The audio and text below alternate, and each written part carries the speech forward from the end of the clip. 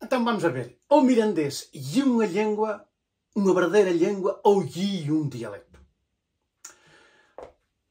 Para uma boa parte dos linguistas, língua e dialeto têm o mesmo valor. Mas a verdade é que estas duas palavras nem sempre querem dizer a mesma coisa para os diferentes autores especialistas. Assim e todo, aceita-se que uma língua se distingue de um dialeto por vias do reconhecimento político. Quer dizer, haver uma lei. Foi o que passou ao mirandês com a Lei 799, de 29 de janeiro, que foi aprovada na Assembleia da República há 25 anos. A esta parte. O reconhecimento como língua por parte da Assembleia da República em direção ao mirandês não foi assim ao calhas, foi um sistema complicado. E foi reconhecido por causa de razões que são externas ao próprio sistema linguístico. Podendo, então, dizer que há sempre nestas coisas manipulações políticas, uns que são a favor e outros que são contra. Portugal era dado como o único Estado da Europa que era monolingue até então.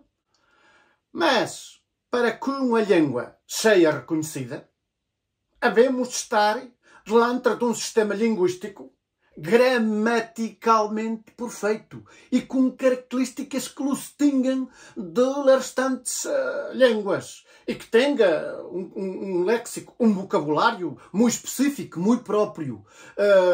E este foi reconhecido em relação ao mirandês, que começou a ser estudado no fim do século XIX por um grande investigador português, que já faleceu, José Leite Vasconcelos, e portanto em 1999, já também faz 25 anos, foi publicada a Convenção Ortográfica da Língua Mirandesa, que diz a maneira como se acordou escrever o mirandês e que foi elaborada por um conjunto nobre de mirandeses falantes e também por um conjunto de professores e investigadores da Universidade de Letras de Lisboa e do Centro de Linguística da Faculdade de Lisboa e da Universidade de Coimbra. Convenção Ortográfica da Língua Mirandesa.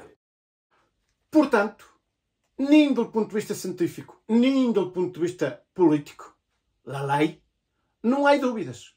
O mirandês é, com todos os seus aspectos, uma língua.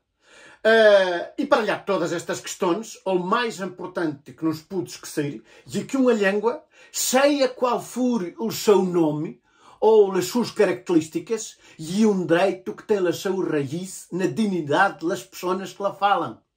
A elementar questão de direitos humanos.